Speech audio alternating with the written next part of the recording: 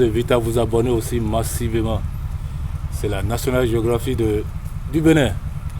Allez, abonnez-vous massivement si vous voulez avoir de mes nouvelles.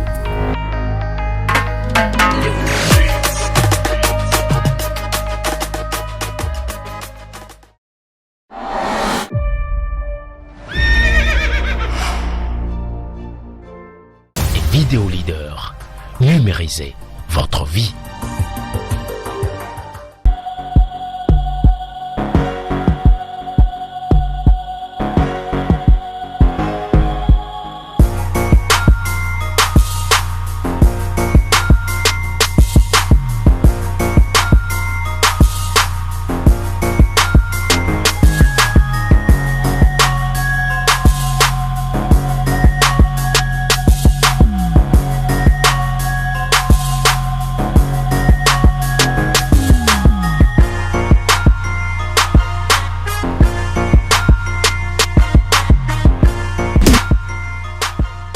Bonjour chers semblables, heureux de vous savoir toujours heureux. Le dialogue conjugal réussi, outil du bonheur du couple. Et que nous avons dit dans le numéro précédent, il n'y a pas de couple sans conflit. Et quand il y a conflit, il faut savoir régler le conflit. Et ça se règle par le dialogue. Le dialogue conjugal, c'est un outil de pacification. C'est un outil très important pour le bonheur du couple. C'est un outil incontournable pour le bonheur du couple. Un couple sans un bon dialogue conjugal est enclin à des crises répétées. Et au pire des cas, elles peuvent aller à la séparation. Donc pour éviter ces crises-là, les couples ont intérêt à discuter, à échanger entre eux.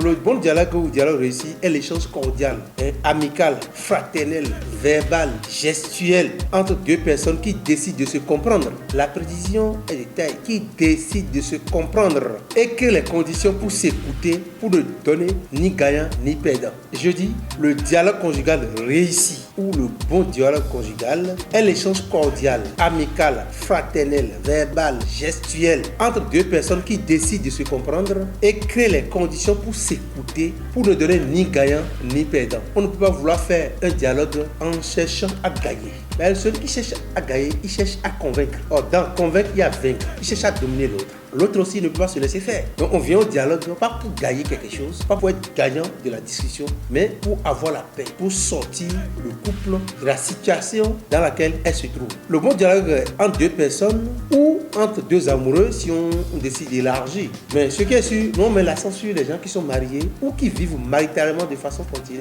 que tout le monde reconnaît comme mariés et qui sont pas des copains. Non, on n'est pas dans cette logique.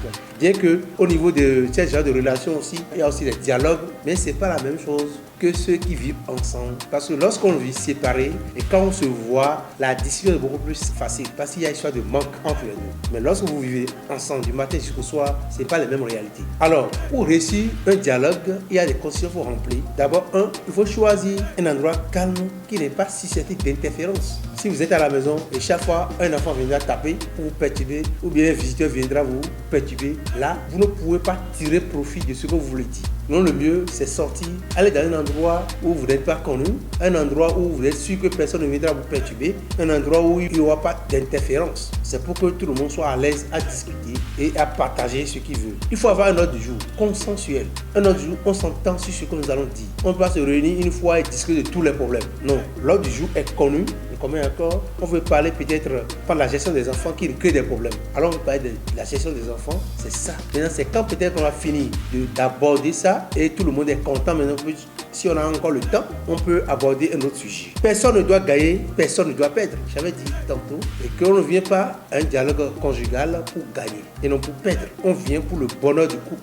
Oui, c'est ça, surtout ça. Il faut que chacun puisse garder ça. On vient, on cherche une solution consensuelle. On veut la paix, on veut le bonheur du couple. On ne vient pas pour gagner. Donc, c'est pas que je vais réfléchir. Quels sont les arguments que je vais faire pour convaincre l'autre? Non, ce n'est pas ça. Mais qu'est-ce qui est bon pour le couple? Parce que je peux gagner et mettre en péril le couple. Ou bien je peux accepter de perdre et mettre en péril le couple. Mais quand on vient pour un échange, pour le bonheur conjugal, un dialogue conjugal, là, c'est le bonheur du couple qu'on vise. Qu'est-ce que nous allons faire pour vivre mieux, heureux, pour le bonheur des enfants et pour le bonheur de nous deux? Il faut développer une écoute active. attentive. Pour écouter les gens, il y a des gestuels. Oui, il y a certaines choses quand on dit qu'il faut remuer la tête pour montrer qu'on a envie d'écouter, il faut regarder la personne. Mais quand l'autre parle, et c'est à ce moment qu'on commence à prendre son portable en train de tripoter sur les boutons, ça ne marche pas, vous n'écoutez pas. Ou bien, vous avez un regard, quand on voit hagard, ça veut dire que c'est comme si on vous dérange. Non, regardez la personne, concentrez-vous sur ce que l'autre est en train de dire. C'est à cela qu'on partage. Donc, lorsqu'on veut faire bon dialogue là, c'est bon de mettre les portables sous silencieux pour ne pas être perturbé. C'est important, c'est la vie du couple qui est en jeu. Exprimer des besoins et non faire des reproches. Je donne un exemple. Tu viens tard la nuit. Tu viens tous les jours, toi tu viens tard la nuit. C'est une manière d'accuser l'autre. Mon chéri, ma chérie, je souhaite que tu viennes au plus tard à 20h. Ben, j'ai besoin de toi à la maison. Là, c'est un besoin que j'ai exprimé. On dit la même chose. C'est une manière de détruire le dialogue qui vient tard. Et j'exprime mon besoin. Mais là, je n'accuse pas. Lorsque mon chéri, ma chérie, je souhaite que tu viennes à 20h parce que j'ai besoin de toi à la maison. Je me sens seul. C'est un besoin. Mais quand il dit, toi, tu viens toujours à 22h, à minuit, j'accuse l'autre. Il peut ne pas accepter, il peut mal digérer et ça peut envenimer. Donc lorsqu'on fait un dialogue, on exprime des besoins, on ne vient pas faire des reproches, on ne vient pas accuser l'autre. Ce n'est pas un tribunal où on cherche des fautes, des torts pour accuser. Non, on échange pour trouver une satisfaction mutuelle pour le bonheur du couple. Sachez une chose, si un couple ne dialogue pas, ses secrets sont au dehors. Parce que celui qui se sent lésé, qui se sent perturbé, va chercher quelqu'un qui va l'écouter pour vider. Donc il a téléchargé des idées ailleurs. Là, ce que vous faites entre vous, une autre personne sera au courant. Et ça peut nuire. Vous ne savez pas qui vous aime et qui ne vous aime pas. Il y a un auteur, il s'agit de Guy Bedos, qui a dit le plaisir, le vrai plaisir d'une dispute, c'est la réconciliation.